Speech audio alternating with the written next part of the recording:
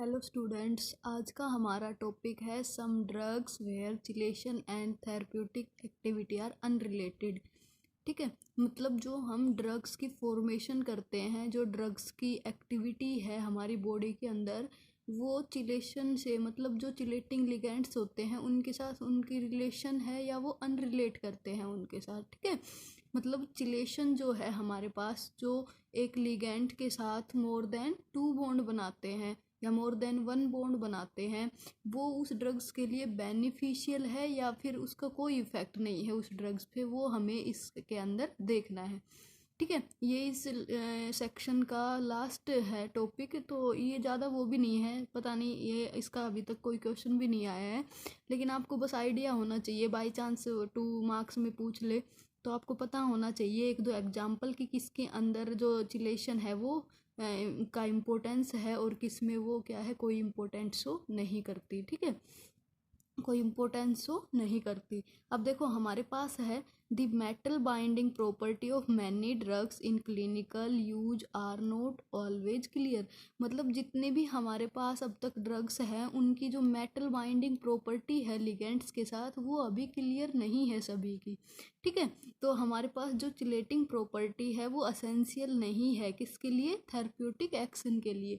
मतलब जो ड्रग्स की वर्किंग है उसके लिए चिलेटिंग प्रॉपर्टी है वो इम्पोर्टेंट नहीं है। अगर चिलेशन किसी ड्रग्स के अंदर नहीं होगा तब भी वो अपना जो एक्शन है, जो एक्टिविटी है वो शो कर सकती है। अब हमारे पास एग्जाम्पल है सल्फा ड्रग्स का। अब देखो जो सल्फा ड्रग्स है वो क्या करती है, एक तरह से ये एलर्जी वगैरह के अंदर काम में आती है। ठीक है, जो हम रूमेटोइड आर्थराइटिस जो डिजीज़ पढ़ते हैं उसमें क्या होता है, स्किन के अंदर रैसेस वगैरह हो जाते हैं, स्किन पे एलर्जी वगैरह हो जाती है, तो उसके अंदर ही हम सल्फा ड्रग्स यूज करते हैं।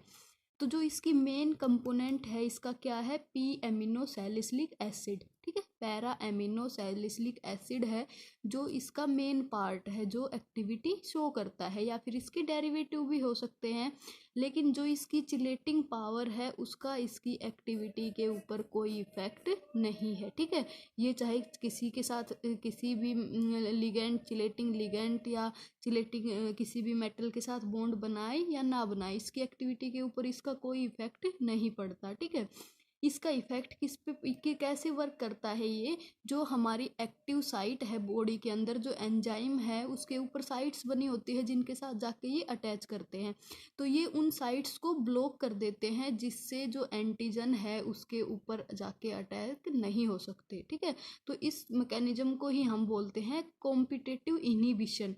मतलब ये कंपटीशन के अंदर रहते हैं जो ड्रग्स है वो और जो एंटीजन है वो, जो पहले उस एंजाइम के ऊपर जाके बाइंड हो जाता है उसी की एक्टिविटी स्टार्ट हो जाती है। अगर ड्रग्स जाके पहले बाइंड होगी तो एंटीजन का जो इफेक्ट है वो वहाँ पे स्टॉप हो जाएगा। तो ये केवल जो हमारे पास कॉम्पिटिटिव इनहिबिशन है उस प्रोसेस के ऊपर ही ये वर्क करता है, चिलेशन का इसके ऊपर कोई भी इफेक्ट नहीं है। ठीक है, जो अब फिर हमारे पास देखो है the action of drugs depend on the principle of competitive inhibition. मतलब ये हमारे पास जो कॉम्पिटिटिव इनहिबिशन है उसके ऊपर वर्क करता है, जो हम लोक एंड की हाइपोथेसिस पढ़ते हैं एंजाइम्स की, है ना, उस टाइप से है ये, कि एक हमारे पास जो साइट है उस पर जाके ड्रग्स एंटीजन से पहले बाइंड हो जाती है और एंटीजन उसके साथ बाइंड नहीं कर पाता तो उसका इफेक्ट वहाँ पे शो नहीं होता और वो डिजीज के होने से हम बच जाते हैं। ठीक है, इसी तरह हमारे पास हाइड्राजीन ड्रग्स है। Hydrazine is reduce blood pressure, ये ब्लड प्रेशर को रिड्यूस करती है। ये हम कब यूज में लेते हैं, जब ब्लड प्रेशर हाई होता है तो हम हाइड्रालजीन ड्रग्स यूज करते हैं। ठीक है, अब इसके अंदर है विद इट्स चिलेटिंग पावर, इसका भी जो एक्शन है वो इसकी चिलेटिंग पावर के ऊपर डिपेंड नहीं करता। ठीक है, इसका जो इसकी एक्टिविटी है वो इस ड्रग्स के ऊपर डिपेंड करती है, ये इसकी चिलेटिंग प्रॉपर्टी पे कोई भी इफेक्ट नहीं है कि ये कितनी मेटल के साथ बॉन्ड बना रहा है, कितने ये प्रॉपर्टी, कितने आयंस ये कितने इलेक्ट्रॉन ये डोनेट कर रहा है, इसके ऊपर ये कोई इसकी वर्किंग है वो डिपेंड नहीं है। अब हमारे पास और बहुत सारी ऐसी ड्रग्स हैं जो ऐसे जो चिलेटिंग प्रॉपर्टी पे डिपेंड नहीं करती, बल्कि उसके अंदर कोई ऐसा कंपाउंड या ऐसा केमिकल होता है जो अपनी एक्टिविटी शो करता है। तो इसके अंदर ये सारा इसके अंदर यही लिखा हुआ है। बस हमारे पास देखो कई कई ऐसे भी केस है जिसके अंदर चिलेशन इम्पोर्टेंट होता है। जैसे हमारे अंदर जो होती है कॉपर का एक्सेस हो जाता है ना, कॉपर के एक्सेस होने से जो डिजीज होती है ना, कौन सी डिजीज होती है कॉपर के एक्सेस होने से, जो विल्कन्स डिजीज वगैरह होती है उसके अंदर, या फिर उसके जो जिंक का एक्सेस हो जाता है बॉडी के अंदर, तब हम बैक्टीरियल डिजीज होती है उन सभी के अंदर जिंक 2+ का जो लेवल है बॉडी में वो बढ़ जाता है। तो उस जिंक 2+ के लेवल को रिड्यूस करने के लिए हम ईडीटी लिगेंड का यूज करते हैं, जो इसके साथ बाइंड करके इसको वहाँ से दूर कर देता है। तो यहाँ पे चिलेटिंग एजेंट की हेल्प से ये वर्किंग हो रही है। लेकिन जो हमने ऊपर 2 या 3 एग्जाम्पल देखे हैं उसके अंदर चिलेटिंग का कोई इफेक्ट नहीं था। तो ये बस ये एक छोटा सा ही टॉपिक है, आपको पता होना चाहिए कि हाँ जो चिलेशन है वो कहीं कहीं पे इफेक्ट शो करती है, कहीं कहीं पे ये इफेक्ट शो नहीं करती। ऐसे ही हमारे पास कुछ एग्जाम्पल है यहाँ पे, जो हमारे पास एग्जाम्पल है chelating power of anthracene anti cancer antibiotics was considered unrelated with their drugs action for a long time, but now it is established that metal chelation is a key step in increasing their drugs action। मतलब जो हमारे पास ये drugs है starting में ये इसकी chelating property के ऊपर इसका एक्शन डिपेंड नहीं था, लेकिन कुछ समय के बाद ये पता लगा कि जब हम इसके अंदर चिलेटिंग लिगेंड्स यूज करते हैं, चिलेटिंग मेटल्स या लिगेंड्स इसके अंदर हम यूज करते हैं, चिलेशन प्रॉपर्टी को हम इंक्लूड करते हैं, उसको जज करते हैं, तो जो इसकी एक्टिविटी है वो एक्शन है वो इंक्रीज हो जाता है कुछ स्टेप्स। ठीक है, तो इस ड्रग्स के अंदर हमें ये मिला कि जो चिलेटिंग प्रॉपर्टी है वो इसके लिए बेनिफिट है। ऐसे ही हमारे पास इंसुलिन है। इंसुलिन जो हमारे पास है, इंसुलिन कब यूज करते हैं, डायबिटीज पेशेंट के अंदर यूज करते हैं, और उसके अंदर जो हमारे पास जिंक 2+ है वो प्रोटीन के साथ, जो प्रोटीन है हमारे पास जो जिंक 2+ कंटेनिंग है वो जाके बाइंड कर जाते हैं। ठीक है, वो जाके बाइंड कर जाते हैं किसके साथ, देखो जो हमारे पास जिंक 2+ है वो इंसुलिन के साथ बाइंड करेगा।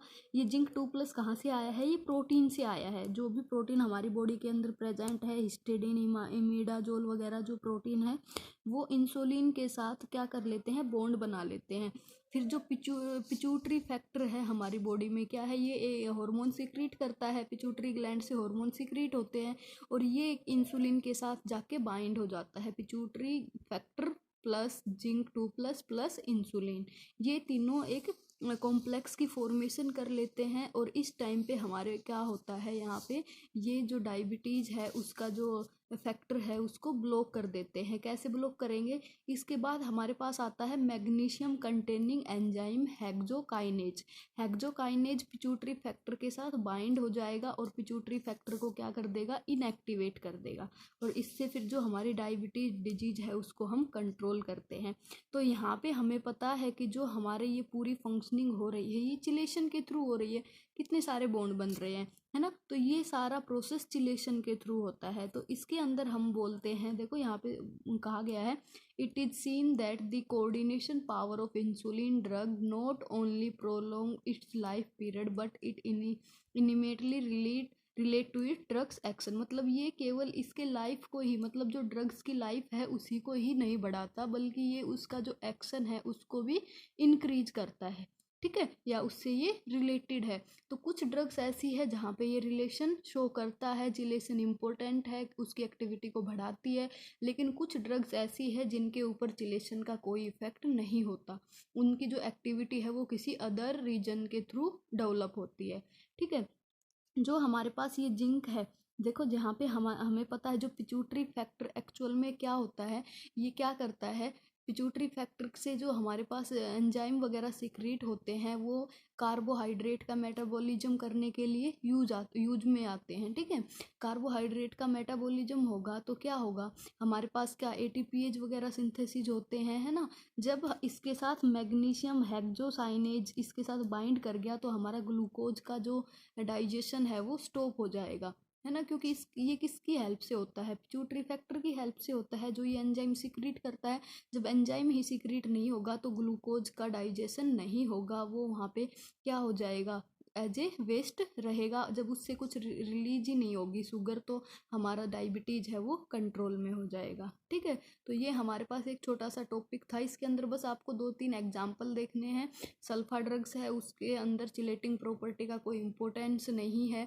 उसके बाद हमने एक हाइड्रालाजिन ड्रग्स देखी है, जो हम किसके अंदर ब्लड प्रेशर को रिड्यूस करने के लिए यूज करते हैं, उसके अंदर भी चिलेटिंग प्रॉपर्टी का कोई रोल नहीं है। लेकिन जो इंसुलिन है हमारे पास, और इंसुलिन के अलावा एक और हमने लिया था जो चिलेटिंग पावर है, जो हम किसके अंदर यूज करते हैं, दूसरी हमने ड्रग्स देखी थी एंथ्रासाइलिन। इन दोनों के अंदर क्या होता है, चिलेटिंग का इम्पोर्टेंस है। ठीक है, तो ये छोटा सा टॉपिक है, आप एक बार इसको रीड कर लेना।